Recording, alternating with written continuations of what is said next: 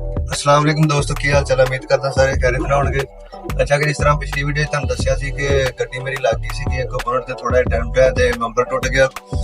हुण मैं जा रहा जी गड्डी दा डेंट कढाउण ते बंपर चेंज कराउणा, यानी कि कम शम जिहड़ा भी उस दिन एक्सीडेंट दे विच होया सी ओहदा ठीक कराउने आ ते तुहाडे नाल विच शेयर करांगे कि किन्ने पैसे लगदे ते किन्ना खर्चा आया ते की हिसाब किताब आ।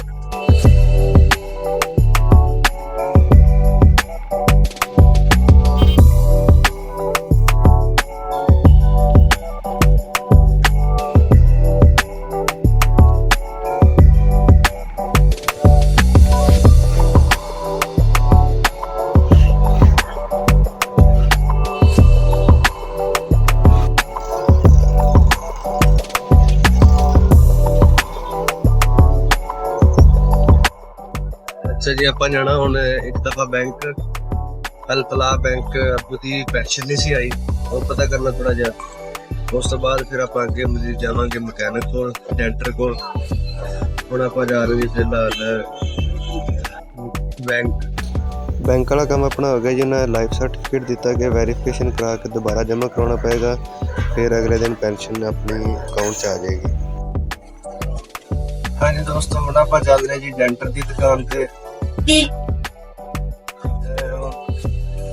मैंने अपने मकैनिक को पुछते जी तो आप यूनिट शूनिट कराई दी कि केड़ा अच्छा डेंटर है जिहड़ा उसमें एक डेंटर का।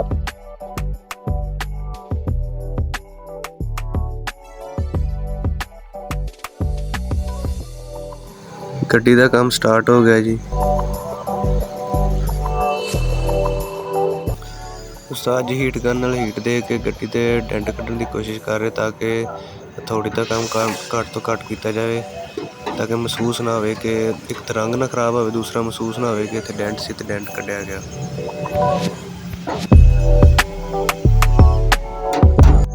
इस तो बाद वारी आ गई जी गड्डी नूं वाश कराउण दी। गड्डी नूं वाश कराउने आ, काफ़ी ज़्यादा गंदी हुई सी बारिश की वजह तो।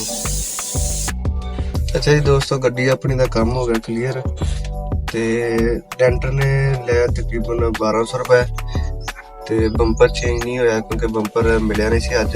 इंशाल्लाह फिर किसी चेक करावांगे। मैं तुहानूं चेक कराउणा जिथों गड्डी दा आपां काम करवाया डेंट सी बिल्कुल हल्का जिहा महसूस हो रहा, ज़्यादा महसूस नहीं हो रहा। अच्छा दोस्तों, चेक करो, बहुत हल्का जिहा महसूस हो रहा, डेंट का पता चल रहा, ज़्यादा पता नहीं चल रहा जिन्ना पहले महसूस हो रहा सी कि डेंट पिया होया। पहले तो बहुत ज़्यादा डेंट सी।